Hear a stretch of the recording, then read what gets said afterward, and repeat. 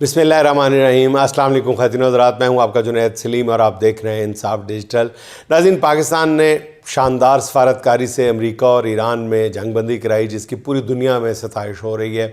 باقی تو چھوڑیں، خود بھارت کے خارجہ امور کے ماہرین بتا رہے ہیں کہ سفارتکاری کے عالمی محاذ پر پاکستان سینٹر سٹیج پر ہے، مگر جنگ بندی کی ان کوششوں کو اسرائیل نے شدید خطرے سے دوچار کر رکھا ہے، جس نے جنگ بندی کے بعد لبنان پر اتنے شدید حملے کیے ہیں جن کی ماضی میں کوئی مثال نہیں ملتی۔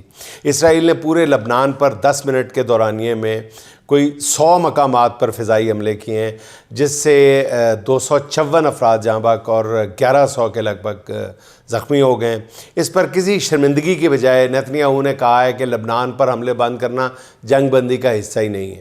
حالانکہ پاکستان کے وزیر اعظم شہباز شریف نے جنگ بندی کے بعد کیے جانے والے ٹویٹ میں بتایا تھا کہ جنگ بندی میں لبنان بھی شامل ہے، مگر اب امریکہ کے نائب صدر ڈی جے وینس نے بھی اسرائیلی موقف کی حمایت کرتے ہوئے کہہ دیا ہے کہ جی ایرانی حکومت نے خود ہی سمجھ لیا ہے کہ لبنان بھی سیز فائر میں شامل ہوگا، امریکہ نے خود یہ کبھی نہیں کہا۔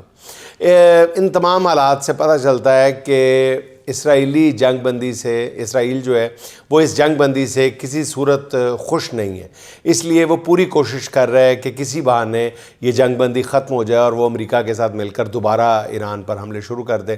ناظرین، ایران اور لبنان پر حملوں کے بعد ایک چیز ثابت ہو گئی ہے۔ پہلے سمجھا جاتا تھا کہ امریکہ اسرائیل کی خارجہ پالیسی چلاتا ہے، مگر اب پتہ چل رہا ہے اور بڑے کھلے انداز میں پتہ چل رہا ہے کہ امریکہ کی خارجہ پالیسی تو اسرائیل کے ہاتھوں ہی ارغمال ہو چکی ہوئی ہے۔ اچھا ناظرین، ایران کے وزیر خارجہ عباس عراقچی نے دو ٹوک انداز میں خبردار کیا ہے کہ ایران امریکہ جنگ بندی کی شرائط واضح اور دو ٹوک ہیں۔ امریکہ کو جنگ بندی یا اسرائیل کے ذریعے جنگ میں سے ایک کا راستہ چننا ہوگا، دونوں چیزیں ایک ساتھ ممکن نہیں ہیں۔ دنیا لبنان میں ہونے والی ہلاکتوں کو دیکھ رہی ہے، اب فیصلہ امریکہ کے ہاتھ میں ہے اور دنیا دیکھ رہی ہے کہ آیا وہ اپنی ذمہ داریوں پہ عمل کرتا ہے یا نہیں۔ ایرانی پارلیمنٹ کے اسپیکر باقر قالیباف نے بھی کہا ہے کہ جنگ بندی کے لیے پیش کی گئی 10 نکاتی تجاویز مذاکرات شروع ہونے سے پہلے ہی خلاف ورزی کا شکار ہو چکی ہیں۔ انہوں نے کہا ہے کہ جنگ بندی تجاویز کی کم از کم 3 شقیں پہلے ہی توڑ دی گئی ہیں۔ ان سارے عوامل کے بعد اس تمام صورتحال کو دیکھتے ہوئے ایران نے بھی آبنہ ہرمز کو مکمل طور پر کھولنے سے انکار کر دیا ہے۔ ایران نے موقف اختیار کیا ہے کہ آبنہ ہرمز میں بارودی سرنگوں کی وجہ سے اسے فوری طور پر مکمل طور پر نہیں کھولا جا سکتا۔ انہوں نے اعلان کیا کہ فی الحال صرف 12 جہاز روزانہ آبنہ ہرمز سے گزارے جا سکتے ہیں، مگر جنگ بندی کے بعد پہلے روز صرف 4 جہاز ہی گزرے ہیں۔ ہو سکتا ہے کہ مذاکرات کے دوران امریکہ یہ اعتراض کرے کہ ایران نے وعدے کے مطابق آبنہ ہرمز کو مکمل طور پر نہیں کھولا، مگر جواب میں ایران کے پاس بھی بہت سارے مضبوط اور ٹھوس دلائل موجود ہیں۔ اچھا ناظرین، امریکہ ایران مذاکرات کے لیے اسلام آباد میں تمام انتظامات مکمل کر لیے گئے ہیں۔ مذاکرات کے لیے غالباً سرینا ہوٹل کے ایک حصے کا انتخاب کیا گیا ہے۔ پورے اسلام آباد میں سیکورٹی کے بہت سخت انتظامات کیے گئے ہیں۔ بتایا جا رہا ہے کہ امریکی مذاکراتی اور سیکورٹی ٹیم کے 23 ارکان غالباً اسلام آباد پہنچ چکے ہیں۔ توقع ہے کہ امریکی نائب صدر ڈی جے وینس اور صدر ٹرمپ کے ایلچی اسٹیو وٹکوف اور ٹرمپ کے داماد جیریڈ کشنر آج رات پاکستان پہنچ رہے ہیں۔ ایران کی جانب سے کتنے لوگ مذاکرات کے لیے آئیں گے ابھی یہ بالکل واضح نہیں ہے، البتہ خیال ظاہر کیا جا رہا ہے کہ ایرانی وفد کی قیادت پارلیمنٹ کے اسپیکر باقر قالیباف کریں گے۔ ناظرین، آج 9 اپریل ہے، وہ دن جب آج سے ٹھیک 4 سال پہلے عمران خان کی حکومت ختم کر دی گئی۔ اس منتخب حکومت کا خاتمہ کس طرح ہوا، رجیم چینج کے کردار کون کون سے تھے، اس بارے میں مولانا فضل الرحمان تفصیل سے بات کر چکے ہیں، اور وہ کس کے کہنے پر عدم اعتماد لائے، رجیم چینج آپریشن کا مرکزی کردار کون تھا۔ چلیں اس کہانی کو چھوڑیں۔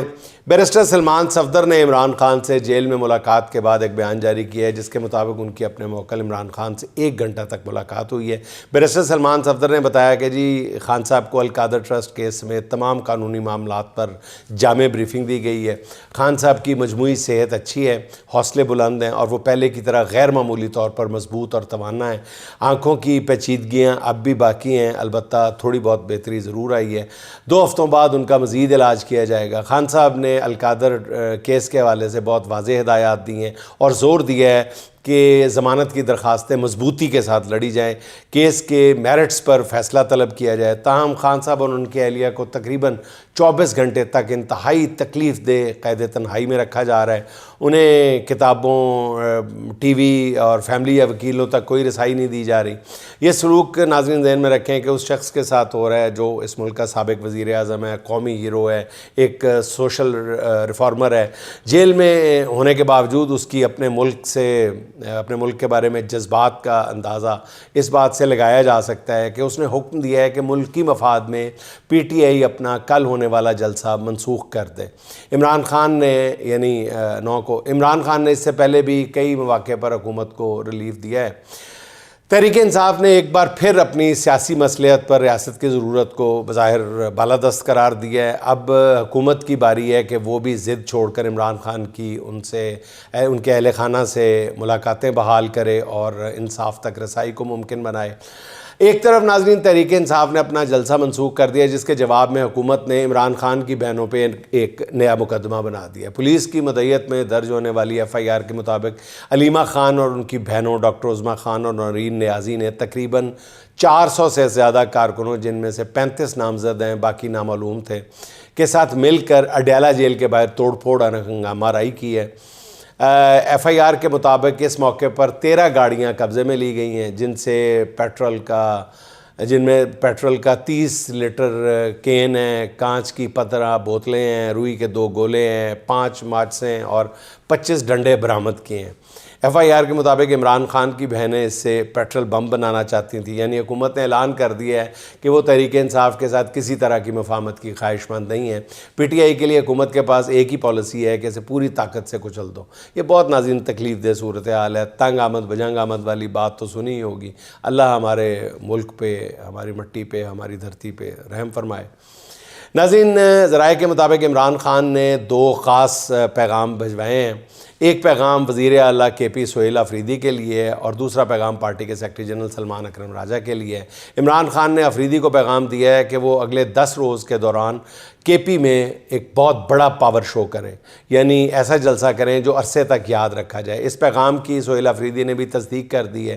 اس سے اندازہ ہوتا ہے کہ عمران خان چاہتے ہیں کہ اس وقت جب پوری دنیا کی نظریں پاکستان پر جمی ہوئی ہیں، کئی غیر ملکی صحافی پاکستان میں موجود ہیں اور مزید کئی آنے والے ہیں، آ رہے ہیں، اس دوران تحریک انصاف ایسا پاور شو کرے کہ پوری دنیا کے میڈیا کی نظریں اس جانب جائیں اور انہیں پتہ چلے کہ پاکستان میں عوام کس کے ساتھ ہیں۔ دوسری طرف عمران خان نے سلمان اکرم راجہ کو جو پیغام دیا ہے وہ قدر سخت ہے۔ انہوں نے پارٹی کے وکلاء پر برہمی کا اظہار کیا ہے۔ عمران خان نے سلمان اکرم راجہ سے کہا ہے کہ انہوں نے کئی بار کہا ہے کہ وہ ان کے مقدمات کو عدالتوں میں لگوائیں، مگر اس میں پارٹی کے وکلاء بری طرح ناکام رہے ہیں۔ ذرائع کے مطابق عمران خان نے اس بارے میں حتمی وارننگ دے دی ہے۔ اگلے مرحلے میں تحریک انصاف کے کئی عہدیدار نہ صرف عہدوں سے محروم ہو سکتے ہیں بلکہ انہیں پارٹی سے بھی نکالا جا سکتا ہے۔ ناظرین حکومت اور اوورسیز پاکستانیوں سے 10,000 فی کس جگہ ٹیکس وصول کرنے پر غور شروع کر دیا ہے حکومت نے۔ تجویز کے مطابق بیرون ملک مقیم 1.5 کروڑ پاکستانیوں سے مرحلہ وار 10,000 روپے وصول کیے جائیں گے۔ ایک تخمینے کے مطابق اس سے حکومت کو 1500 ارب روپے یا 5.5 ارب ڈالر وصول ہوں گے۔ اوورسیز پاکستانیوں کو ہر 5 سال بعد اس ٹیکس کی تجدید کرنا ہوگی، یعنی دوبارہ 10,000 روپے دینے ہوں گے۔ حکومت یہ سلسلہ ممکنہ طور پر ناظرین یو اے ای میں مقیم 20 لاکھ پاکستانیوں سے شروع کرنے جا رہی ہے۔ اس کے بعد اسے دوسرے ممالک تک بڑھایا جائے گا۔ یو اے ای میں مقیم پاکستانی اس لیے پہلے قربانی کا بکرا بنیں گے کیونکہ امارات کی حکومت نے تازہ اپنے 3.5 ارب ڈالر واپس مانگے ہیں۔ ایسا نہیں کہ 10,000 روپے ہر اوورسیز فیملی کو دینا ہوگا، نہ بلکہ اگر ایک فیملی کے 5 ارکان ملک سے باہر مقیم ہیں تو انہیں 50,000 روپے دینا ہوں گے، 10,000 فی کس۔ جیسے بہت سے لوگوں نے اپنی بیوی اور بچوں کو بھی اپنے پاس بلا رکھا ہے، ان سب کو پیسے دینے پڑیں گے، ٹیکس دینا پڑے گا، یعنی فطرانے کی طرح گھر میں موجود ہر بچے، بڑے اور عورت کو یہ ٹیکس دینا پڑے گا۔ میرا خیال ہے کہ اوورسیز پاکستانیوں کو دل بڑا کر کے یہ ٹیکس ادا کرنا چاہیے۔ حکمرانوں کے مہنگے جہاز اڑانے کے لیے انہیں کچھ تو قربانی دینی چاہیے۔ اچھا ناظرین، عمران خان کی ضد اور شوکت خانم ہسپتال کے مقابلے میں نون لیگی حکومت نے لاہور میں نواز شریف کینسر ہاسپٹل تعمیر کرنے کا اعلان کیا تھا، حالانکہ ابتدائی فیزیبلٹی کے دوران ہی بتایا گیا تھا کہ سرکاری کینسر ہاسپٹل کی ضرورت لاہور سے کہیں زیادہ جنوبی پنجاب میں ہے۔ اگر یہی کینسر ہاسپٹل ملتان یا بہاولپور میں بنتا تو جنوبی پنجاب کے ساتھ بلوچستان اور دہی سندھ کے مریض بھی اس سے فائدہ اٹھاتے اور حکومت کی نیک نامی کا باعث بنتے، مگر مقصد مریضوں کی فلاح و بہبود نہیں بلکہ سیاسی پوائنٹ سکورنگ تھا۔ اسی بدنیتی کے نتائج بھی سامنے آنے شروع ہو گئے۔ دنیا نیوز نے حسن رضا کی ایک رپورٹ نشر کی ہے جس کے مطابق 74 ارب روپے سے بننے والے نواز شریف کینسر ہاسپٹل کی تعمیر میں ناقص مٹیریل کے استعمال اور سنگین ٹیکنیکل بے ضابطگیاں سامنے آئی ہیں۔ رپورٹ کے مطابق ہاسپٹل کے ڈیزائن میں ہی سنگین غلطیاں ہیں۔ تعمیر کے دوران سریے کی غلط تنصیب مریضوں کی جانوں کے لیے بھی خطرہ بن سکتی ہے۔ 63% تعمیراتی فنڈز کے ہدف کے مقابلے میں صرف 31% فنڈز خرچ ہوئے ہیں۔ 15 ارب روپے جاری ہونے کے باوجود اربوں روپے استعمال نہیں ہو سکے، جس سے فنڈز لیپس ہونے کا خطرہ ہے۔ ہاسپٹل کا تعمیراتی کام بھی بدترین سست روی کا شکار ہے۔ مئی 2027 ہسپتال کی تعمیر کی ڈیڈ لائن ہے، لیکن ابھی تک ہاسپٹل کی مرکزی عمارت صرف 4% مکمل ہوئی ہے۔ بون میرو ٹرانسپلانٹ سینٹر کا صرف 1.5% تعمیراتی کام مکمل ہوا ہے۔ بائیو میڈیکل آلات کی تنصیب صرف 2.5% تک ہو سکی ہے۔ D G monitoring and evaluation Punjab doctor Farooq Manzoor نے بھی اس رپورٹ کی تصدیق کر دی ہے۔ اچھا ناظرین، کرکٹر نسیم شاہ بہت بیچارہ بدقسمت ثابت ہوا ہے۔ انہوں نے پنجاب کی وزیر اعلیٰ پر تنقید کی تو ان پر پہلے 2 کروڑ جرمانہ کیا گیا، پھر انہیں پی ایس ایل سے بھی نکال دیا گیا۔ اب بتایا جا رہا ہے کہ جب تک موجودہ سیٹ اپ برقرار ہے نسیم شاہ کرکٹ نہیں کھیل سکیں گے۔ اگر ایسا ہوا تو اس سے زیادہ افسوسناک بات اور کوئی نہیں ہو سکتی۔ اب ناظرین، ایک اور معاملہ سامنے آیا ہے۔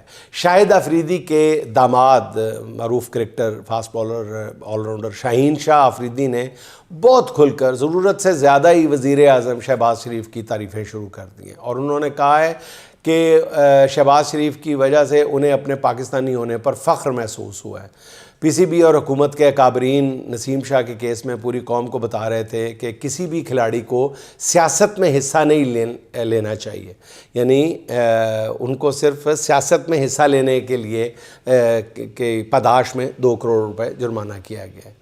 اب سوال یہ پیدا ہوتا ہے، کیا شاہین آفریدی کا بیان سیاست نہیں ہے؟ یا تو یہ صاف صاف بتا دیا جائے کہ کھلاڑی اور حکومت یا اس میں شامل کرداروں کی جتنی تعریف چاہے کریں، ان کی پوری اجازت ہے اور وہ سیاست نہیں ہے۔ البتہ کوئی کھلاڑی کسی حکومتی نمائندے پر تنقید نہیں کر سکتا، لیکن اگر کھلاڑیوں کی تعریف کا حق ہے، کھلاڑیوں کو تعریف کا حق ہے کسی پر بھی، تو انہیں تنقید کا بھی حق ہونا چاہیے، یا پھر انہیں سیاست پر ہی کوئی بات نہیں کرنی چاہیے۔ یہاں بھی شاہین آفریدی نے سیاسی شخصیت کی جو تعریف کی ہے، جو صرف سیاست نہیں ہے، چاپلوسی کے زمرے میں آتی ہے، مگر شاہد آفریدی کے داماد کو یہ سارے حقوق حاصل ہیں۔ اس کو ناظرین دو رنگی اور منافقت بھی کئی لوگ کہتے ہیں۔ بہرحال ناظرین، آخر میں صغیر احمد صغیر کے چند اشعار آپ کی خدمت میں۔ یزیدیت در یزیدیت پر یزید خوش ہے، غلام چپ ہے۔ یزیدیت در یزیدیت پر یزید خوش ہے، غلام چپ ہے۔